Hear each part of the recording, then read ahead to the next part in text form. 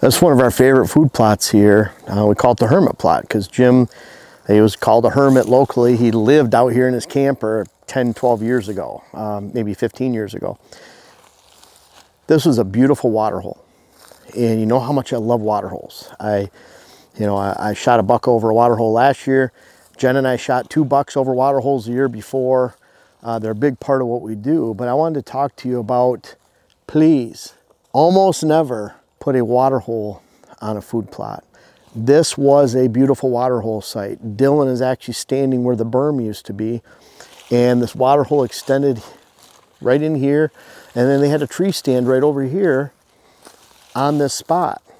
And this water hole was a bad spot all around anyways, because we're all the way at the back of this food plot. It's about 150 yards to the redneck over there, 175 yards to the back corner. And so to come all the way back here to hunt over this water hole, we're spooking deer out of the field when you come in, when you leave, doesn't matter if it's morning, afternoon, it's just bad all around. We don't like the mud water holes, and to me there's a strong risk of EHD. When you have water hole, the EHD midge actually propagates in dry and cracking mud around a water hole, around a mud source, around a swamp. So by eliminating this and using tanks, we don't have that dry, cracking mud around typical water holes when they're receding in the late summer and pushes up the EHD risk. But that's not what this video is about. This video is about strategy for water holes. We use tanks because I don't want to spread EHD out here. We don't have standing water holes, water other than the water we provide. So we want to have the one property in the area that actually we could protect the deer that are here during that time, late summer, until the rains come and fill those cracks in and get rid of the EHD risk. This is an example though of just one reason you don't want to put a water hole on a food plot, because if we want to get back here where we hunt it, we're really risking coming in and out and spooking deer, and you can't spook deer off a food plot. It doesn't matter how special you think the sit's going to be, it's not worth spooking deer off a food plot ever if you can help it. You can never say never, but what we try to do is actually plan for success, and so we want to make sure. Now I want to talk about reasons for a water hole. When you put a water hole on a food plot, then you're destroying your ability to have a great all-day stand. An all-day stand is not on a food plot. Yeah, we have deer that come out here during the day. They're zipping across this point right back and forth. But our water hole is set down there. And the reason we separate these is so we have that low-risk water hole where a buck can hit all day in there, 75 yards off the plot, 50 yards off the plot, 100, whatever it might be for you. That's an all-day sit. We can hunt that morning or afternoon. But this food plot, we're not hunting out here in the morning because we're going to spook deer. So if we're taking the water hole, putting it on here, then we're actually taking a low-risk attraction, putting it in the middle of the water hole. Now that water hole can only be used in the afternoon by deer. Typically, they're not going to come out here in the open, especially a mature buck. Heck, we watched 3 hens go through the backyard today, and then we had some toms down in the woods. It's the same thing. Those wise old toms, they're down in the woods. They're solitary thinkers. They're solitary creatures. Even in a turkey with the size of a pea for a brain, that's it. They still, those older toms that are individual thinkers, they're back in the woods while the hens are right up in the yard. It's the same with mature bucks. They don't want to come out into this opening. So you want to separate those two, and if you don't, you ruin your opportunity for a great stand that you can hunt all day. Now too, by having a water hole, for example, over here, and a food plot over here, then we actually create a line of movement that helps reinforce and control a buck's time. When he goes from bedding to water to food, and we got him. From the bedding way down below to food up here, he's got a lot of choices to make. Does he go to a neighbor's food source? Does he just go to the woods over that way? Does he not go by a bow stand that we have between? Because we can't put a bow stand out here on this food plot because we're going to spook deer in and out. This is about a 2-acre food plot. We have a bow stand down there. We have a crossing in a ditch down there. We have bedding areas that we've created down below. So that whole line of movement, the water hole is a big part of that. Last year I shot Bo. He was going from a bedding area through a water hole to a small food plot where I shot him on the way to a bigger food plot. This is over several hundred yards. If we don't have the water hole there, we don't establish that pattern of use. He goes from the bedding to the water to the small food plot to the big food plot. Maybe he doesn't even hit the little food plot. Maybe he doesn't hit the water hole, but he's ending up in one spot, the food source, and he's beginning in another spot, the bedding area. Those movements in between that are separated actually establish a pattern of use all season long that cements him into that line of movement. Within that line of movement then, we have food sources like last year where I shot Bo, afternoon sit. He's coming through in the last hour of daylight and you shoot him. If I put a water hole on there, maybe he comes in there in the afternoon to that water, but he's already coming through because of the food. But if that water hole is in 100 yards off to the side between that small food source and the bedding area, does even establish a pattern of use to where he's leaving from that bedding area to go to that small plot to go to the big food plot in the area in the first place. So on those lines of movement, that water hole is another line. And by the time we're adding a mock scrape at each one of our stand locations along the way, now there's a lot of reason for that buck to follow and move on that actual condition that you've created early for him to do so. And then therefore, you want to put it on a food plot a lot of times because you're spooking deer in and out.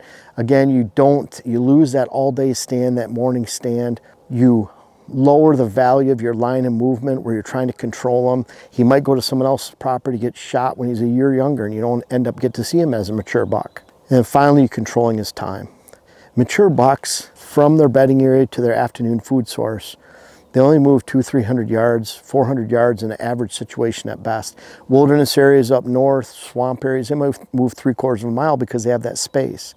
Big woods in Kentucky somewhere, they might move that great distance. Mountain area in Virginia, they might move that great distance because there's so much cover.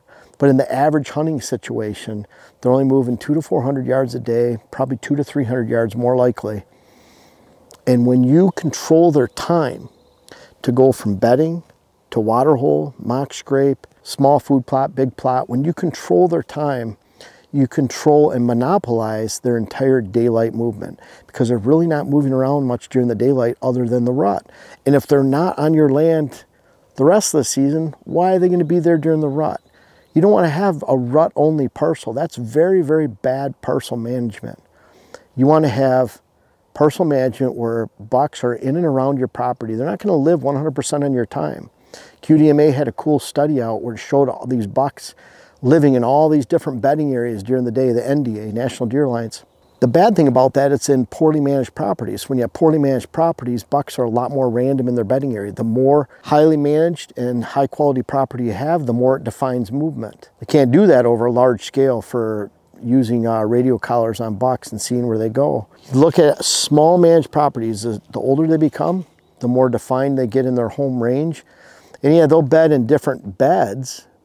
Here's a point behind Dylan over here where he's filming. They could bed on the right side, the left side, the front side, but they're bedding in the same bedding area. And that's what you key on.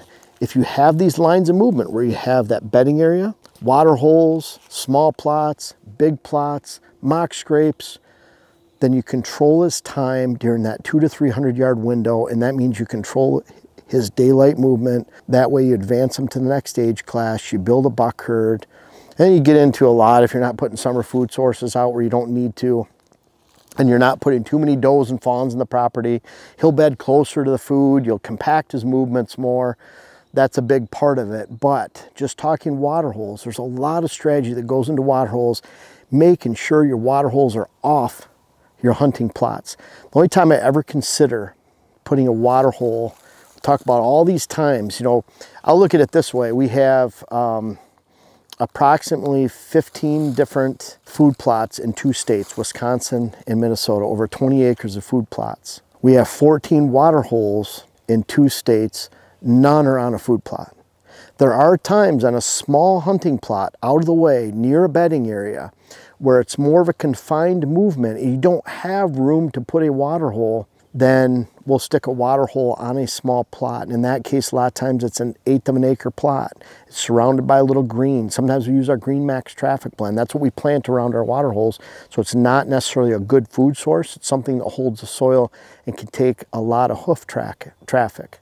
That works really well. But a lot of times, if we can move that food plot 50 to 100 yards away from that water hole, or vice versa. Now you create a stronger line of movement. I hope that makes sense. It's bedding area, water hole, small plot, big plot. By having those separate pieces, it helps strengthen the line, control his movement, and then a lot of times, like in the case of Bo last year, more westerly winds. If I hunted that bedding area stand, which I first went to for about 10 minutes and the winds weren't right, I moved. That was a poor choice. The water hole, I couldn't hunt that. But then the small plot, I could hunt with westerly winds because of the angle and the field edge right there. So a lot of times you're putting a separate water hole even for different winds. So those are several reasons not to put a water hole on a food plot this year, and I hope that makes sense. You're really doing yourself a disservice. A lot of people look at it like, boy, here's this little 1/4 acre plot. We're going to throw a water hole off to the side. We're putting all our attractions in one area. Well, what if you don't get him to that food plot in the first place because he lost interest by traveling 300 yards from his bedding area to that location? There's a lot of other locations he can go. He's an independent thinker. He's not doing the same thing every day. Unless you control his movement, in a line of movement, control his time. That's why you need to separate these water holes. Give yourself an all-day morning stand, afternoon stand, as opposed to an afternoon stand only. Maybe a different wind direction that you can hunt. And you'll find your success not only with your hunting increase, but actually your herd building, herd management, mature buck time management on your property for this fall and beyond. Guys, it's food plot time, and I really urge you to check out our food plot company, Pure Wildlife Blends. It's called Pure for a reason. I invite you to check it out. We have food plot blends for all types, and we try to give you all this content on YouTube, articles on the site to help you make sure you not only do it right, plant it right, but you pick the right seed blend for your circumstances.